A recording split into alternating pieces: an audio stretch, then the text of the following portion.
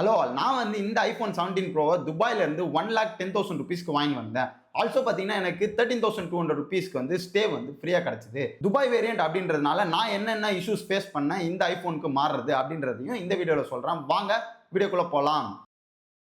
First நான் iPhone 17 bro வாங்கி வரலாம் டிசைட் பண்ணேன். என் ஃப்ரெண்ட் வந்து ஃபாரின் போயிருந்தான். அவன் துபாய் வழியாக தான் ரிட்டர்ன் வரான் அப்படின்னு சொல்லியிருந்தான். ஸோ அதனால அவன்கிட்ட நான் வந்து ஒரு ஐஃபோன் வாங்கி வர சொல்லலாம் அப்படின்னு இருந்தேன். எங்கள் ஃப்ரெண்டு கிட்ட துபாய் விசா இல்லாதனால அவனால் உள்ளே போயிட்டு வாங்கி வர முடியாது, பட் சீப்பாக வாங்கி வரணும் அப்படின்னு தேடும் போது தான் எனக்கு கிடைச்சது துபாய் டியூட்டி ஃப்ரீ. இந்த வீடியோ மூலமாக நான் என் ஃப்ரெண்ட் பார்க்கருக்கு தேங்க்ஸ் சொல்லிக்கிறேன் இந்த 17 ப்ரோ வாங்கி வந்ததுக்கு.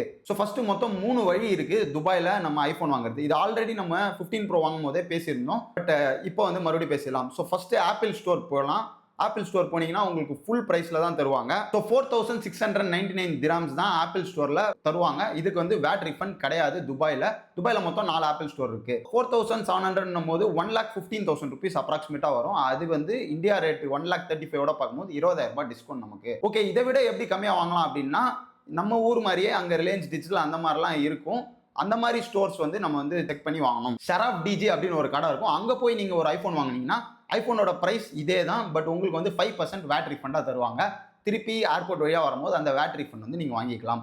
மூணாவது வழி பார்த்தீங்கன்னா, இந்த லோக்கல் ஸ்டோர் போயிட்டு நம்ம வந்து ஜப்பான் வேரியன்ட் அந்த மாதிரி டிஃப்ரெண்ட் வேரியன்ட்ஸ் வந்து வாங்கி வரணும். லாஸ்ட் டைம் நான் வந்து ஆப்பிள் ஆன்லைன் ஸ்டோர் மூலமாவே ஆர்டர் பண்ணி என் ஃப்ரெண்டோட ரிலேட்டிவ் இருந்தாங்க, அவங்க கிட்ட கொடுத்து நான் துபாய் போகும்போது வாங்கிங்கன்னா இந்த மாதிரியும் நீங்க வேணா வாங்கிக்கலாம். இப்போ இந்த வாட்டி பார்த்தீங்கன்னா நான் இது எல்லாமே ட்ரை பண்ண முடியாது, ஏன்னா என் ஃப்ரெண்டால துபாய் உள்ள வர முடியாது. ஸோ நான் வந்து துபாய் டியூட்டி ஃப்ரீ மூலமா வாங்கலாம் அப்படின்னு டிசைட் பண்ணேன். ஸோ துபாய் டியூட்டி ஃப்ரீல ஒரு அக்கௌண்ட் கிரியேட் பண்ணிட்டு எந்த ஃபிளைட் மூலமா நீங்க துபாயிலேருந்து வர போறீங்க, அங்கிருந்து துபாய்க்கு போறீங்க அப்படின்ற டீடைல்ஸ்லாம் கொடுத்தீங்கன்னா உங்களுக்கு பிரைஸ் காமிக்கும். என் ஃப்ரெண்ட் யூரோப்ல இருக்க ஒரு கண்ட்ரிலேருந்து துபாய் வந்தான், அதுக்கு பார்த்தீங்கன்னா பிரைஸ் அதிகமாக காமிச்சது. இதே துபாயில இருந்து மறுபடியும் சென்னை வரான் அப்படின்னும் போது பிரைஸ் கம்மியாக காமிச்சது. நான் வந்து வாங்கின பிரைஸ் பார்த்தீங்கன்னா 4,479 திராம்ஸ். இதுக்கு மேலே எனக்கு எந்த டாக்ஸும் கிடையாது, ஏன்னா நான் துபாய் டியூட்டி ஃப்ரீ ஷாப்லேருந்து வாங்குறேன். ஸோ இதோட பிரைஸ் அப்படின்னு பார்த்தீங்கன்னா அப்ராக்சிமேட்டாக 1,10,000 வருது. இது வந்து என் ஃப்ரெண்டு டேரெக்டாக பே பண்ணாமல் நான் என்ன பண்ணேன், ஒரு 3 நாள் முன்னாடியே என்னோட HSBC Travel One அப்படின்னு ஒரு கிரெடிட் கார்டு இருக்கு, அந்த கார்டு மூலமா இந்த ஐபோனை வந்து நான் பர்ச்சேஸ் பண்ணேன். ஸோ 1,10,000 நான் பே பண்ணிட்டேன். இந்த கார்டுக்கு பார்த்தீங்கன்னா 3.5% சார்ஜ் போடுவாங்க ஃபாரின் டிரான்சாக்ஷன்ஸ்க்கு. ஸோ 3.5% Forex ஃபீன்றது 3,850 ரூபா அப்ராக்சிமேட்டா. அண்ட் அதுக்கு பார்த்தீங்கன்னா ஒரு 18% வந்து ஜிஎஸ்டி போடுவாங்க.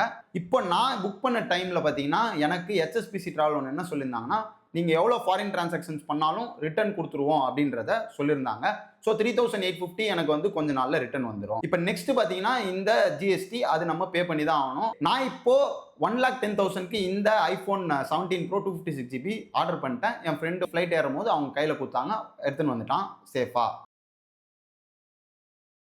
13,200 ருபீஸ்க்கு ஸ்டே கிடைச்சது அப்படின்னு சொல்றா, அது எப்படி அப்படின்னு பார்க்கலாம். நம்ம வந்து HSBC Travel One பத்தி தனியா வீடியோவே போட்டிருக்கோம், ஷார்ட்ஸ் வீடியோ போட்டிருக்கோம் நம்மளோட சூர்யா எல்என்ற சேனல்ல. கிரெடிட் கார்ட்ஸ் பத்தி ஃபாலோ பண்ணா அந்த சேனலை சப்ஸ்கிரைப் பண்ணி வச்சுக்கோங்க, அந்த ஷார்ட்ஸ் வீடியோ பாருங்க, புரியும். நார்மலா பார்த்தீங்கன்னா 2% தரத்து ஃபாரின் டிரான்சாக்ஷன் பண்றதுனால எனக்கு வந்து 4% ரிவார்ட்ஸ் தந்தாங்க. ஸோ பார்த்தீங்கன்னா 50 ருபீஸ்க்கு 1 பாயிண்ட் கொடுப்பாங்க நார்மலா. இப்போ வந்து 50 ருபீஸ்க்கு 2 பாயிண்ட் கொடுப்பாங்க. அப்போ 100 ருபீஸ்க்கு 4 பாயிண்ட் கொடுப்பாங்க. அப்ராக்சிமேட்டா பார்த்தீங்கன்னா எனக்கு 4,400 HSBC Travel One பாயிண்ட்ஸ் வந்து கிடைச்சிது. இந்த 4,400 வந்து நம்ம அப்படியே அக்கார் அப்படின்னு ஒரு ஹோட்டல் இருக்கு, அதுக்கு டிரான்ஸ்ஃபர் பண்ணா 4,400 அக்கார் பாயிண்ட்ஸா மாறும். அதோட விலை வந்து அரௌண்ட் 9,000 ருபீஸ். பட் லேட்டஸ்டா HSBC Travel One பார்த்தீங்கன்னா டிசம்பர் 15லேருந்து டிசம்பர் 21க்குள்ள இந்த பாயிண்ட்ஸ் வந்து அக்காருக்கு மாத்தினீங்கன்னா 50% போனஸ் தரேன் அப்படின்னு சொல்லியிருந்தாங்க.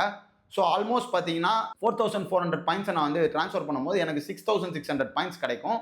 ஸோ அதோட விலை பார்த்தீங்கன்னா 13,200 ருபீஸ். ஸோ 13,200 ருபீஸ்க்கு நான் அக்கார் ஹோட்டல்ஸ் எல்லாத்துலையும் ஸ்டே பண்ணிக்கலாம். சென்னையிலே பார்த்தீங்கன்னா ஒரு 5-6 அக்கார் ஹோட்டல்ஸ் இருக்கு. நான் ஒரு ஃபோன் 1,10,000க்கு வாங்கியிருந்தேன், அது மூலமா எனக்கு 13,200 ருபீஸ் ஸ்டே வந்து கிடைச்சது. இந்த மாதிரி கிரெடிட் கார்டு ரிவார்ட் பாயிண்ட்ஸ் பத்தி வீடியோஸ் வேணும் அப்படின்னா என்னோட சூர்யா எல்என் சேனலை மறக்காம ஃபாலோ பண்ணுங்க.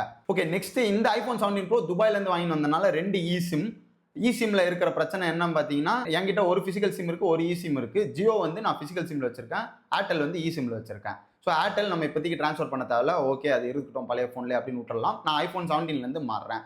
ஸோ இப்போ இந்த ஜியோ பிசிக்கல் சிம்லேருந்து மாறும் போது அப்படியே பக்கத்தில் வச்சிங்கனாலே அது ட்ரான்ஸ்ஃபர் அப்படின்ற ஆப்ஷன் காமிக்கும். அப்படி இல்லைனாலும் நீங்கள் மொபைல் டேட்டாவில் போயிட்டு ஆட் இசிம்னு புது ஃபோனில் கொடுத்தீங்கன்னா பக்கத்தில் ட்ரான்ஸ்ஃபர் ஆப்ஷன் காமிக்கும், நீங்கள் அப்படியே பண்ணிக்கலாம். பட் என்ன பிரச்சனை அப்படின்னா 24 ஹவர்ஸ்க்கு உங்களோட மெசேஜஸ் எதுவுமே வராது.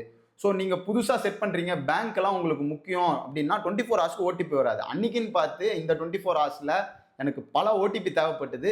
நிறைய ஆப் வந்து நான் புதுசாக லாகின் பண்ணியிருந்தேன். அது எல்லாத்துக்குமே பாஸ்கி யூஸ் பண்ணி லாகின் பண்ணிட்டேன் ஓடிபி இல்லாமல். பட் ஆர்டர் போடனா கூட அன்றைக்கி வந்து என்னால் போட முடியாது, ஏன்னா ஓடிபி வராது. ஸோ ஒரு ஃபிசிக்கல் சிம்மாக டேரெக்டாகவே இந்த ஃபோனுக்கு ஒரு சிம்மாக கன்வெர்ட் ஆகிடுச்சு வித்தின் 5 to 10 minutes. பட் 24 ஹவர்ஸ்க்கு எனக்கு வந்து எந்த விதமான ஓடிபியும் வராது, மெசேஜே வேலை செய்யாது பேசிக்கலி. அதனால கொஞ்சம் இஷ்யூஸாக இருந்தது. இது வந்து நான் ஃபேஸ் பண்ண ஃபர்ஸ்ட் இஷ்யூ. 24 ஹவர்ஸ் கழிச்சு ஆட்டோமேட்டிக்காக மெசேஜ் வந்து. நெக்ஸ்ட் பார்த்தீங்கன்னா இந்த வாட்டி நான் iPhone 17லேருந்து iPhone 17 Proக்கு ட்ரான்ஸ்ஃபர் பண்ணுறதுக்கு அந்த வெளியிலே மூவ் டு iPhone அப்படின்னு ஒரு ஆப்ஷன் இருக்கும்ல, அந்த ஆப்ஷன் வந்து நான் கொடுக்கல. ஏன்னா வந்து நிறைய ஃபோட்டோஸ் நிறைய டேட்டாலாம் இருந்தது, அதெல்லாம் எனக்கு வேணாம் அப்படின்னு டிசைட் பண்ணிட்டேன். ஸோ நான் என்ன பண்ணேன், iPhone 17 சிஸ்டமில் லோக்கலாக பேக்கப் பண்ணினேன். இமேஜ் கேப்சர் அப்படின்னு ஒரு ஆப் இருக்குது, அது மூலமாக எல்லா ஃபோட்டோஸையும் நீங்கள் வந்து டவுன்லோட் பண்ணிக்கலாம். டேரெக்டாக SSDK கூட டவுன்லோட் பண்ணிக்கலாம். அது மாதிரி பண்ணிட்டேன். அரௌண்ட் ஒரு 50 GB அதில் ட்ரான்ஸ்ஃபர் ஆகிடுச்சு. இப்போ எனக்கு தேவையானது வெறும் past message, WhatsApp, contacts. Past messages அப்புறம் கான்டாக்ட்ஸ் இதெல்லாம் வந்து iCloudல சிங்க் பண்ணிட்டேன்.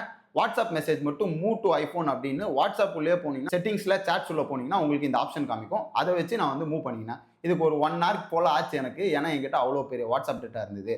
இது எல்லாம் பண்ணி முடிச்சதுக்கப்புறம் நான் ஃபோனை வந்து புதுசாக தான் செட்டப் பண்ணுற மாதிரி எல்லா ஆப்பையும் இன்ஸ்டால் பண்ணி யூஸ் பண்ணியிருந்தேன். ஸோ வாட்ஸ்அப் ட்ரான்ஸ்ஃபர் நீங்கள் கண்டிப்பாக பண்ணணும் அப்படின்னு நினச்சிங்கன்னா இதுதான் தி பெஸ்ட் வே.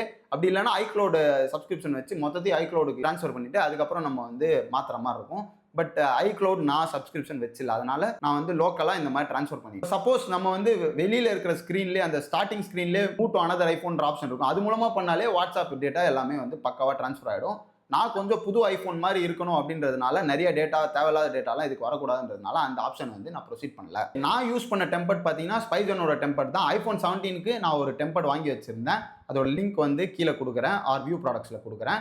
ஸோ அந்த டெம்பர்ட் வந்து iPhone 17 Proக்கு செட் ஆகும் அப்படின்றத நான் வந்து நெட்டில் சர்ச் பண்ணி கண்டுபிடிச்சேன். ஸோ அதே டெம்பர்டை யூஸ் பண்ணினேன். ஏன்னா எனக்கு iPhone 17க்கு அந்த டெம்பர்ட் பிடிச்சிருந்து, ரொம்பவே சூப்பராக இருக்குது. ஆல்சோ கேஸ் பார்த்தீங்கன்னா நான் வந்து ஸ்பைஜன் கேஸ் யூஸ் பண்ணியிருந்தேன். இந்த கேஸ் வந்து ரொம்பவே நல்லா இருக்குது. இதோட லிங்க்கும் கீழே கொடுக்குறேன். கேஸ் வந்து ஒரு 5 கேஸ் வாங்கி நான் வந்து ட்ரை பண்ணியிருந்தேன். அதோட வீடியோ கூடிய சீக்கிரத்தில் நம்ம சேனலில் வரப்போகுது. மற்றபடி பார்த்தீங்கன்னா பெருசாக எனக்கு வந்து இஷ்யூஸ் எதுவுமே வரல. 2 eSIM அப்படின்றதுனால மட்டும் ஃபர்ஸ்ட் டைம் ட்ரான்ஸ்ஃபர் பண்ணுறது கடுப்பாக இருந்தது.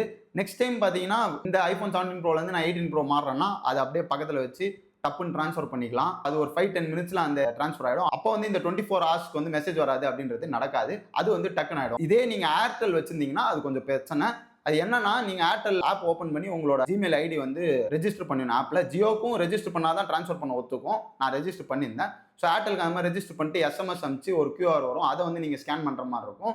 ஏர்டெல் அப்படின்னும் போது இந்த மாதிரி ஐஃபோன்லேயே அப்படியே மாத்துறது வந்து நடக்காது. மற்றபடி இந்த iPhone 17 Proவோட ஃபுல் ரிவ்யூ கூட சீக்கிரத்தில் வந்துன்னே இருக்கு. இனிஷியல் இம்ப்ரெஷன் அப்படின்னு பார்த்தீங்கன்னா கேமரா வேற லெவலில் இருக்கு அண்ட் ஸ்மூத்னஸ் சூப்பரா இருக்கு. அண்ட் ஃபோன் வந்து ஹெவியா இருக்கு, லேகே இல்ல. ஓவரால் ஃபோன் பார்த்தீங்கன்னா ஒரு ப்ரீமியம் எக்ஸ்பீரியன்ஸ் தருது. எனக்கு இந்த சில்வர் கலர் பிடிச்சிருக்கு அப்படின்றதுனால தான் இந்த சில்வர் கலர் வாங்கினேன். ஆரஞ்சு வந்து அதுவும் நல்லா இருக்கு, பட் நிறைய பேர் ஆரஞ்சு வாங்கிட்டாங்க. நம்ம வந்து சில்வர் வாங்குவோம். என் ஃப்ரெண்ட்ஸ்லேயே 2 பேர் கூட ஆரஞ்சு வச்சிருக்காங்க. அதனால சில்வர் வாங்கி ட்ரை பண்ணுவோம் அப்படின்றதுனால நான் சில்வர் கலர் வாங்கினேன். iPhone 17 Proவோட ரிவ்யூ வந்து கூடிய சீக்கிரத்தில் வரும். இதை வந்து நம்ம iPhone 17ஓட கம்பேர் பண்ணி நிறைய வீடியோஸ் நம்ம சேனல் வந்து போடுவோம். அது உங்களை வந்து சேரணும்னா நம்ம சேனலை சப்ஸ்கிரைப் பண்ணிக்கோங்க. தேங்க்ஸ் ஃபார் வாட்சிங் ஆப்பிள் அட்வைஸ்.